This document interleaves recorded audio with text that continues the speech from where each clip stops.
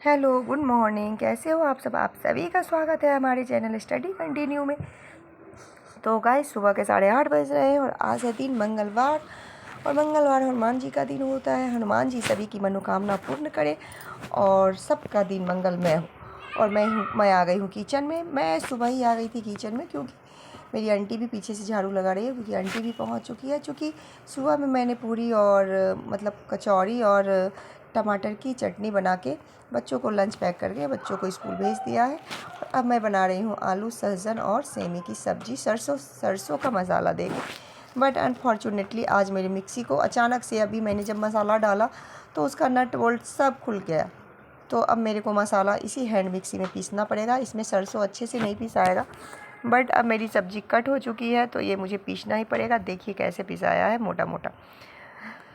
तो मुझे बनाना ही है क्योंकि ये मैंने सब्ज़ी को कट कर लिया है, तो मैं बना रही हूँ। इसको देखने में तो अच्छा लग रहा है गाइस, लेकिन पता नहीं बनने के बाद खाने में कैसे लगेगा, आई डोंट नो। और मैंने भिंगाया है साथ में मूंग, जो कि उसको अंकुरित कर ली हूँ। मूंग ना बहुत जल्दी अंकुरित होता है।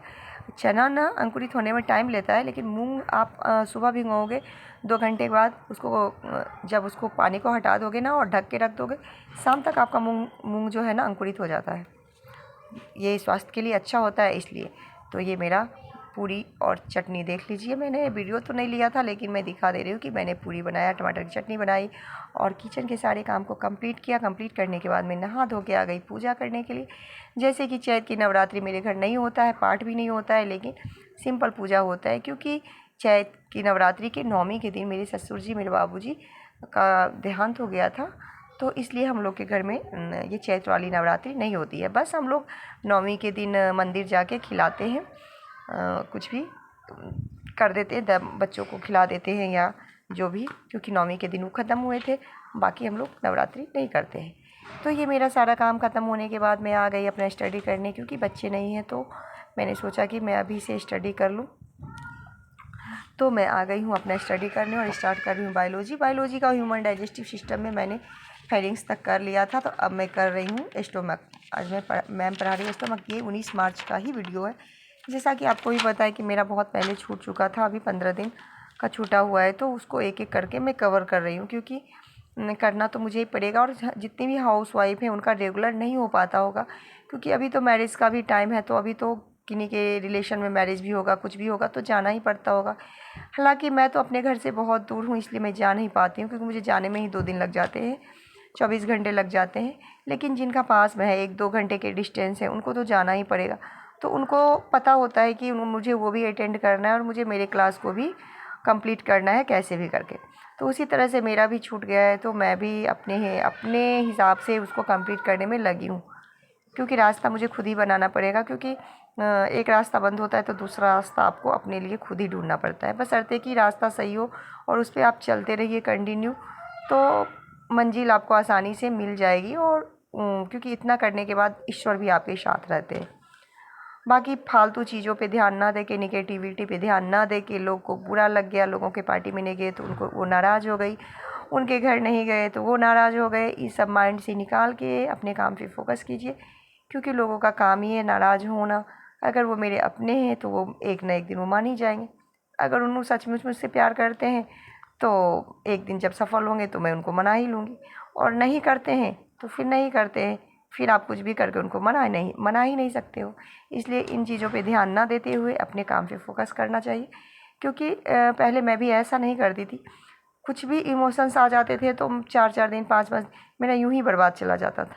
लेकिन कहते हैं ना, वक्त इंसान को स्ट्रांग बना देता है। तो मुझे भी वक्त ने स्ट्रांग बना दिया है। मैं भी इग्नोर करती हूँ, खास करके ऐसे लोगों का जिसके पीछे दिमाग लगाने से, जिसके पीछे अपने आप को कुर्बान कर देने से भी फ़र्क नहीं पड़ने वाला है उनको। उनके माइंडसेट में हम बुरे हैं तो बुरे हैं। तो इसलिए आपके साथ भी, क्योंकि लाइफ है तो हर किसी के लाइफ में ऐसा थोड़ा बहुत होगा ही।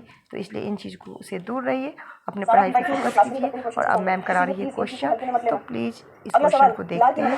चलिए,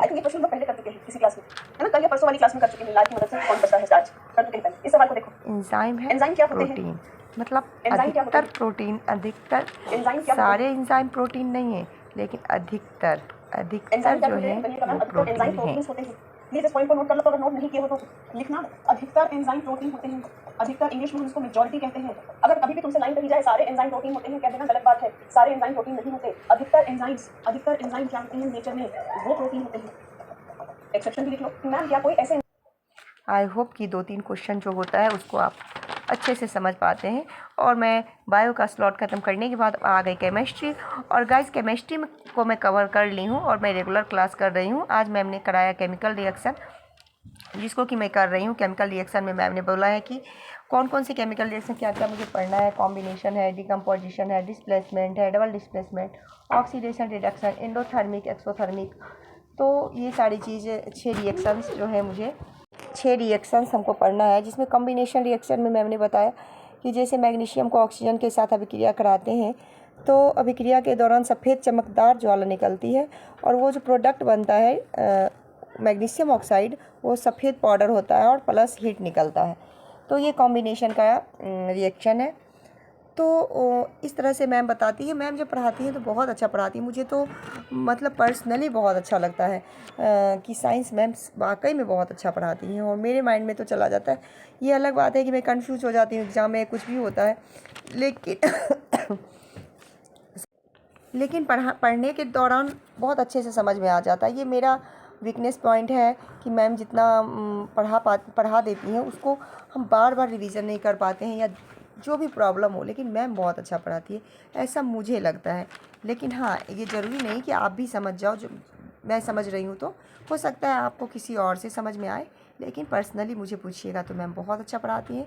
अगर किसी को चेक करना हो तो आप यूट्यूब पे चेक करके मैम का क्लास बेझिझक परचेज कर सकते हो। और ये मेरा केमिस्ट्री का चल रहा है गाइज। मैं जब बैठती हूँ ना पढ़ने के लिए तो मैं 2-3 घंटे का स्लॉट एक बार में कंप्लीट करती हूँ, क्योंकि एक बार उठने के बाद फिर कई सारे काम हो जाते हैं घर में। मैं सारे कामों को नहीं दिखा पाती हूँ, नहीं ले पाती हूँ वीडियो, क्योंकि उस वीडियो लेने के दौरान ना आधे घंटे का काम को करने में 45 मिनट लगता है, 1 घंटे लगता है, क्योंकि उसमें भी टाइम लग जाता है। तो उसको मैं फटाफट निपटाना चाहती हूँ। अभी हमारे पास उतना टाइम नहीं है कि सबको दिखाऊँ, लेकिन इसके बाद मैं अभी पढ़ाई कंप्लीट करने के बाद मैं उठूँगी, मेरे बच्चे को खाना खिलाऊँगी, फिर मैं दोपहर का दाल चावल बनाऊँगी, फिर खिलाऊँगी, फिर उनको क्या बोलते हैं उनको शाम का क्लास भेजूँगी, ट्यूशन क्लासेस भेजूँगी। सारे काम करने के बाद, इतना सारा करने के बाद, कराटे क्लास और मेरे बेटे को क्रिकेट क्लास, सारा चीज़ भेजने के बाद मैं फिर से कपड़े फोल्ड कर रही हूँ, रख रही हूँ। तो ये सारी चीज़ को मैं नहीं ले सकती, तो इसलिए इतना करने के बाद अब मैं आ गई हूँ। अब शाम हो गई है, 4-5 बज गए हैं, तो मैं कपड़े फोल्ड कर रही हूँ। अभी आंटी आने वाली होगी, वो बर्तन धोएगी, फिर मैं कुछ बनाऊँगी। आज मेरा मन है नाश्ता बनाने का। और मेरे लड्डू गोपाल के कपड़े भी बहुत दिन, 1 सप्ताह से ज़्यादा हो गए नहीं धुले हैं। आज लास्ट कपड़ा बचा था पहनाने के लिए, तो मैंने उनको आज का ड्रेस पहनाने के बाद आज तो मुझे धोना ही पड़ेगा, क्योंकि अब एक भी ड्रेस नहीं है धुला हुआ जो मैं उनको पहनाऊँगी। तो ये मैं आ गई हूँ, उनके ड्रेस को धो रही हूँ। बहुत सारे हो गए हैं, 8-9 ड्रेस हो गए हैं। उनके ड्रेस को धोने के बाद फिर मैं अपना काम में लग जाऊँगी, दिया बाती जला के दिया बाती करूँगी, फिर किचन में कुछ नाश्ते बनाऊँगी। तो मैं आ गई हूँ दिया बाती करके किचन में नाश्ते, यानी कि आज मेरे को मैगी खाने का मन था, क्योंकि आज मुझे खाना बनाने का मन बिल्कुल भी नहीं है, तो इसलिए मैं खाना नहीं बनाऊँगी। मैं बना रही हूँ मैगी, और एक में सादा मैगी बना रही हूँ बच्चों के लिए, और एक में बना रही हूँ स्पाइसी मैगी। तो गाइस किसको किसको स्पाइसी मैगी पसंद है तो आ जाइए मैगी खाने के लिए। और ऐसे ये देखने में तो बहुत यम्मी लग रहा है। और गाइस मेरा ये पुराना कढ़ाई जो कि मुझे बहुत पसंद है, इसमें मुझे बहुत मज़ा आता है बनाने में। तो मेरे स्पाइसी मैगी बनके रेडी हो गया है, जिनको खाना है वो आ जाइए। और मैंने थोड़ा सा पापड़ तला, और ये मेरा बेटा आ गया है क्लास से, खा रहा है मैगी और कुछ कमेंट भी कर रहा है, क्योंकि उसको पता चल गया है कि मैं वीडियो बना रही हूँ। मेरे वीडियो को लाइक से सब्सक्राइब कीजिएगा और मेहनत करते रहिए, पढ़ाई करते रहिए। और बाय बाय, टेक केयर।